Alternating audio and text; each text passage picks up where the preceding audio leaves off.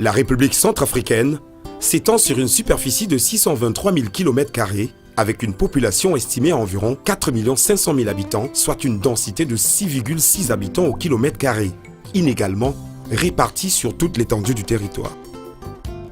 Elle partage ses frontières à l'est avec les deux Soudans, à l'ouest avec le Cameroun, au nord avec le Tchad et au sud avec la République démocratique du Congo, RDC, et la République du Congo-Brazzaville. Elle regorge d'importantes sources naturelles encore sous-exploitées. Dans le domaine de l'agriculture, le pays dispose de 15 millions d'hectares de terres arables dont 1 hectare seulement est exploité. Le cheptel bovin représente environ 2 millions de têtes et 16 millions d'hectares de pâturages sous-exploités.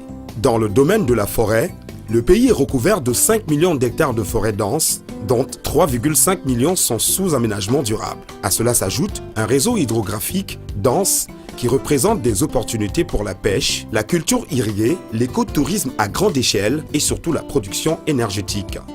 Dans le domaine minier, les recherches ont identifié 470 indices miniers à la levée de la suspension au processus Kimberley, ouvert à une perspective intéressante pour les secteurs à moyen terme. En dépit de ses potentialités en ressources naturelles susmentionnées, la RCA est confrontée à des difficultés majeures qui bloquent le développement du pays en général et celui du secteur privé en particulier. Parmi ces problèmes, on peut citer le cas des multiples crises politico-militaires qui ont eu des conséquences profondes sur le tissu économique avec un taux de croissance du produit intérieur brut, PIB, passé de 4,1% en 2012 à moins 36,7% en 2013. Cependant, l'on constate une bonne performance des secteurs économiques de la République centrafricaine depuis quelque temps, dans la mesure où le secteur primaire a enregistré une croissance liée au sous-secteur agricole, notamment 4,2% en 2016 contre 1,1% en 2015 pour l'agriculture, 1,5% pour l'élevage en 2016 et 8,9% pour l'exploitation forestière pour la même année. En outre, le secteur secondaire a connu une hausse de l'activité économique de 4,3% en 2016. Enfin, la part du secteur tertiaire dans le PIB passe de 4,8% en 2015 à 4,9% en 2016.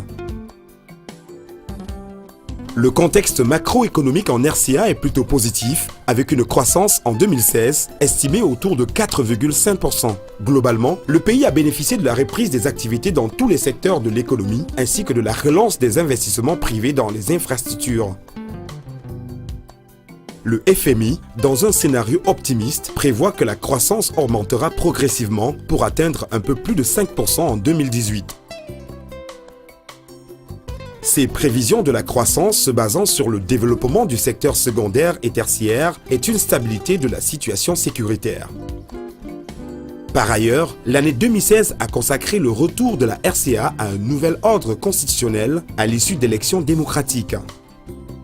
Les institutions prévues par la Constitution promulguée le 30 mars 2016 ont été toutes mises en place, excepté le Sénat. De façon spécifique, dans le contexte actuel de la mondialisation de l'économie, caractérisée par les crises économiques et l'émergence de nouveaux pays industrialisés, la question de partenariat devient de plus en plus capitale dans le monde des affaires. Force est de constater que cette approche qui a fait des preuves dans certains pays émergents n'est pas encore entrée dans le système économique de la RCA.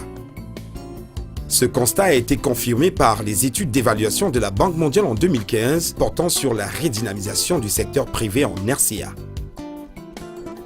Une des réponses du gouvernement au problème du développement de la RCA est l'inscription dans les priorités du document de relèvement de la croissance et de la paix en RCA, le REC-PCA, d'un troisième pilier qui adresse la problématique du relèvement économique et la relance du secteur productif, avec un accent particulier sur la promotion des conditions propices au développement du secteur privé.